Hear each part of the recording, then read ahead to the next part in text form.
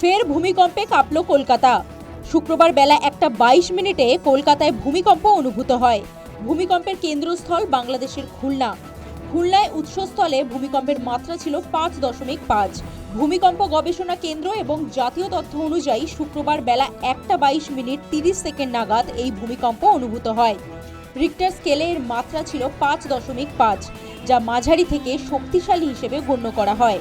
ভূপৃষ্ঠ থেকে এর গভীরতা ছিল প্রায় 35 কিলোমিটার। কেন্দ্রের এত কাছাকাছি হওয়ার কারণেই কলকাতার মানুষ অত্যন্ত তীব্র ঝাঁকুনি অনুভব করেছেন। যে সময় ধরে ভূমিকম্প হয়েছে, এত দীর্ঘক্ষণ ভূমিকম্প এর আগে কিন্তু সেইভাবে কম্পন অনুভূত হতে দেখা যায়নি। যদিও এই মুহূর্তে পরিস্থিতি কিছুটা স্বাভাবিক হলেও একটা সাধারণ মানুষের মধ্যে একটা আতঙ্ক কিন্তু ছড়িয়েছে। আমি ছবিটা দেখাতে বলবো। যারা বিভিন্ন অফিসে যারা কর্মরত ছিলেন তারা প্রত্যেকেই কিন্তু একেবারে আতঙ্কে বাইরে বেরিয়ে আসেন এবং অনেকেই যারা চেয়ারে বসেছিলেন, যারা বিভিন্ন ল্যাপটপে কাজ করছিলেন, প্রত্যেকেরই বক্তব্য যে হঠাৎ করেই তারা অনুভব করেন যে চেয়ার দুলে উঠলো বা মাটিটা কেমন যেন কেঁপে গেল, সেরকম কম্পন তাদের অনুভূত হয় এবং অনেকেই হয়তো আন্দাজ করছিলেন যে তাদের শরীর অসুস্থতা বোধ করছেন, তারা মাথা ঘোরাচ্ছে। কিন্তু কিছুক্ষণ পরে সকলেই বুঝতে পারেন যে ভূমিকম্প হয়েছে শহর কলকাতায় এবং সল্টলেকে যেহেতু বিভিন্ন বহুতল রয়েছে, বিভিন্ন অফিস রয়েছে, সেই জায়গা থেকে কিন্তু যথেষ্টই কম্পন অনুভূত হয়েছে। হঠাৎ কাজ করছিলাম বসে, টেবিলে দেখি হচ্ছে সারা গা কেঁপে গেল। হঠাৎ দেখি, তারপর নিচে চলে আসলাম।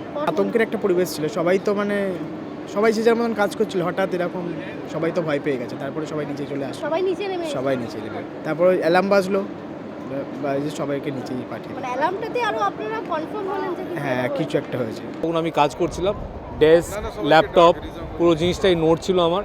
তখনই আমরা পুরো ফ্লোরটাকে খালি করলাম, ছেলেগুলোকে নামালাম। যখন জিনিসটা একটু সেটেল হয়েছে, ড্যামেজটা অ্যাসেস হলো।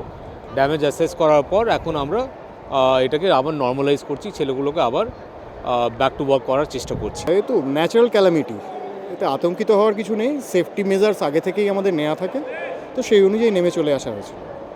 এখন আফটার শকের জন্য একটুক্ষণ অপেক্ষা করা হচ্ছে, এবার আস্তে আস্তে আবার নিজেদের কাজে ফিরে যাব। হ্যাঁ, অ্যানাউন্সমেন্টের দরকার পড়েনি, একটা অ্যালার্ম বাজতে শুরু করে দিয়েছিল, তাতে বুঝতে পারা গেছিল। মোটামুটি ফিল করতে পেরেছেন একদম খুব ভালো রকমভাবে।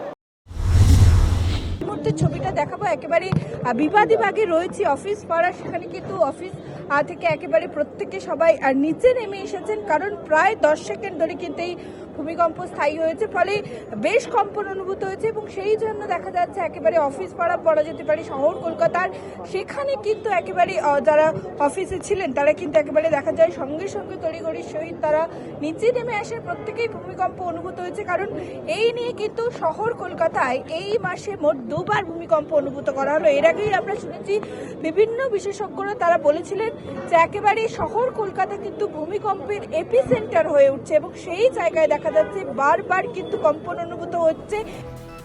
বেশ কিছু পুরনো বাড়িতে ফাটল ধরার খবরও পাওয়া যাচ্ছে। শুধু কলকাতা নয়, উত্তর 24 পরগনা এবং হাওড়া জেলাতেও কম্পন অনুভূত হয়েছে যথেষ্ট সময় ধরে। 5.5 এই কম্পনের ফলে বড় কোনো প্রাণহানির খবর এখনো মেলেনি। বিশেষজ্ঞরা জানাচ্ছে পরবর্তী 24 ঘন্টায় আফটার শক হওয়ার সম্ভাবনা থাকে, তাই সাধারণ মানুষকে সতর্ক থাকতে হবে। বিশেষ করে জীর্ণ বাড়ি বা বহুতল থেকে নিরাপদে থাকার পরামর্শ দেওয়া হয়েছে। News time.